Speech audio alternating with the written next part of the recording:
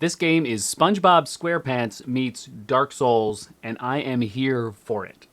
Let me tell you about another crab's treasure. This is a Souls-like gem under the sea. Literally, SpongeBob meets Dark Souls. I know it sounds silly. You may have seen some clips for this online, but I have to tell you, after logging a number of hours in this, beating a bunch of bosses and going for it, this game at 25 bucks on Steam and it's on Switch is definitely worth your time. It is fun, it is cool, it's kind of inventive, and it is funny. So I'm going to tell you about this game. I'm going to tell you my experience playing it. I'm going to take you through the mechanics, and I'm going to show you why this is very, very worth playing if you're into Souls-like games. Okay, so here we go. We are a crab. Big surprise, right? We are a crab. And this is it. This is how it works, basically. It has this very, if you've played any of the 3D SpongeBob games, feel right at home with this sort of underwater setting. You have this little swim mechanic that you can do. It's a very simple story. The way that the story sets off here, you are a crab who has his shell taken away because he hasn't paid his taxes by some police officer type thing in the sea, and you have to go find it. And along the way, along this journey to figure out how to pay your taxes, very silly story, you encounter a bunch of enemies, a bunch of bosses, and you go on this journey. So here I am.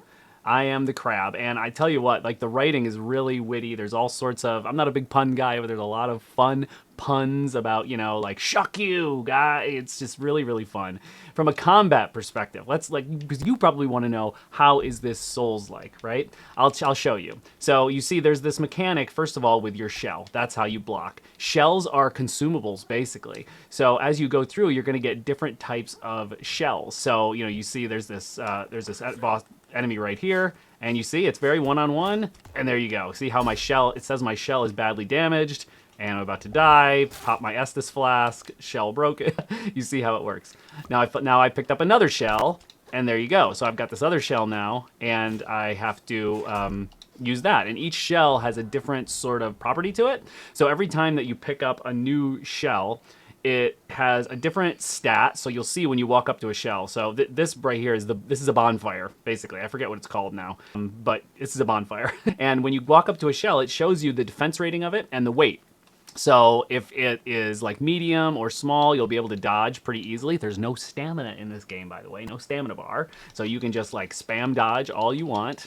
And it also, but if you have a shell that's really, really heavy, you'll sort of dive. And then you pick up the shell, and it also has a special ability called Twist Top. So every shell you have on has a special umami ability. So if I press pause here, and you see we have the level up abilities here. I'm level 9 right now. I have 15 health. So, it's just the same thing. You get these things called microplastics.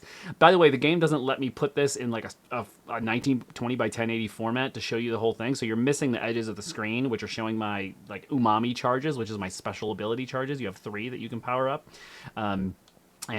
So it's vitality, resistance, attack, MSG, what does that stand for? I don't know, and defense, basically. And so, and this right here, these are like, you have to get a certain amount of pieces of this star up here. You see how there's one missing, and that will up your vitality. Stowaways are like rings in Dark Souls games, so you wear them, and they give you special abilities. And adaptations are when you beat bosses, and I've just beat one major boss, it gives you this special ability that you can use, and it'll use up your umami charges. Again, you get 3 of those, okay? And the main currency is plastics. It's the same thing as souls, microplastics. And you trade in microplastics at these bonfires in order to level up your character. But you see the sauce nozzle is the shell that I'm using, and it has this twist top functionality. So that is its special ability. So you see if I press X, I'm playing on controller, that's its special ability, and I just used one of my 3 charges. You can't see the bar, but I just used one of my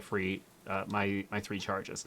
So you see, but it has like platforming like a 3D SpongeBob game, and I think that's one of the things that I really love about this game, is that it doesn't just feel like, hey, we tried to put a crab in a Dark Souls game. Like, the shell is a really kind of unique mechanic. The umami abilities are unique, and then we have these special abilities that you can use after beating bosses through these adaptations, and that's kind of unique. And it has so much charm. The writing is actually, it's like cheesy, and it knows it, and it makes it funny.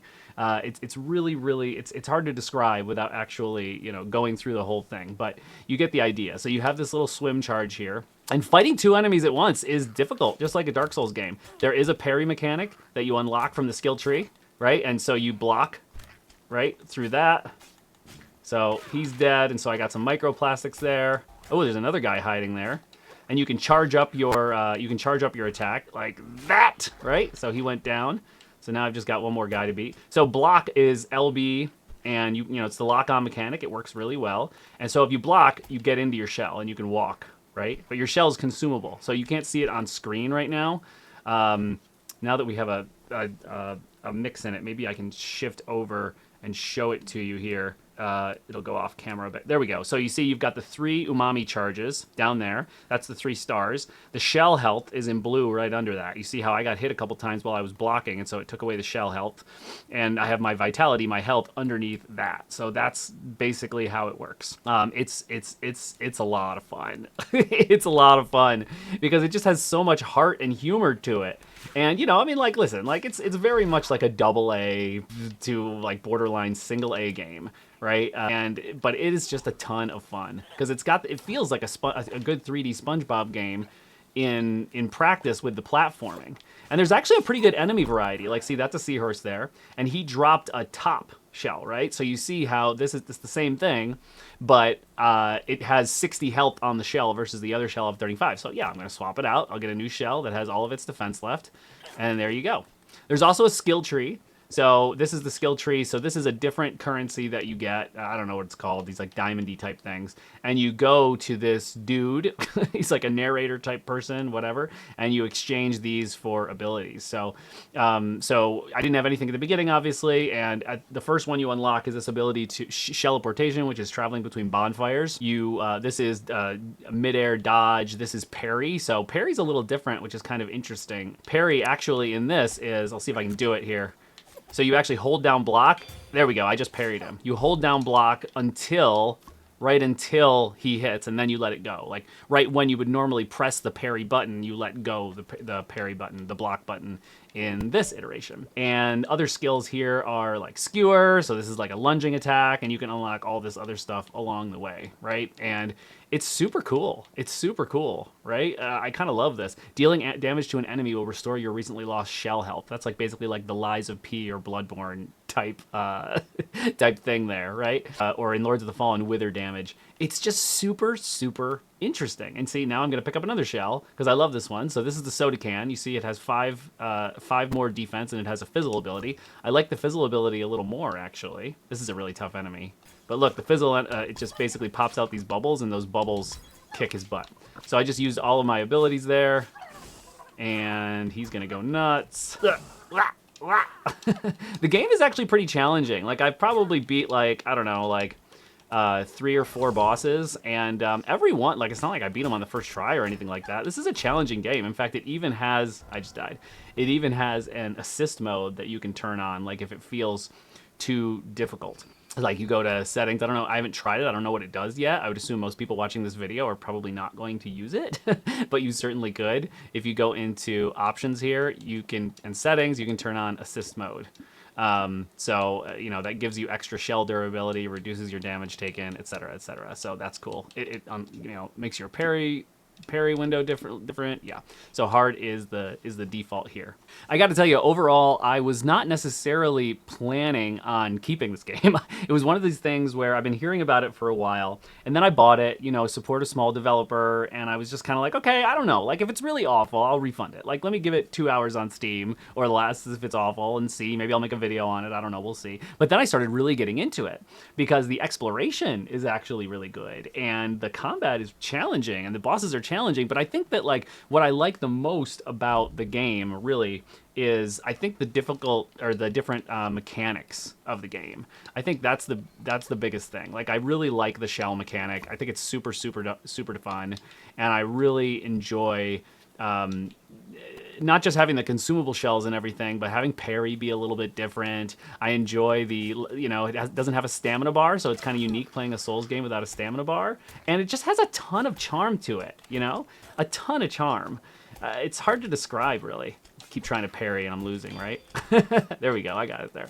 So yeah, I would highly recommend playing this game. And, you know, like, this is just one of these games where you just got to give it a shot. Like, it's only $25, small developer, and it's just so unique, and it looks silly and stupid, but once you get into it, you'll start realizing, oh man, like I gotta pull out my Dark Souls skills on this thing. Like, what? I'm telling you, like, if you play this game, you're gonna enjoy it. You're gonna really enjoy this experience. And that's what I love to do. I love to show you guys games on this channel that, you know, other people aren't necessarily reviewing, and I love to play around with games that a lot of people don't know about. So because there's just a lot of games coming out all the time. So, you know, if this if you enjoyed this video and you're gonna give this crab game a shot, maybe throw us a little like and subscribe. Small channel, help us grow here. And hey, I'll see you in the next video. Maybe we'll find another fun game like this to do.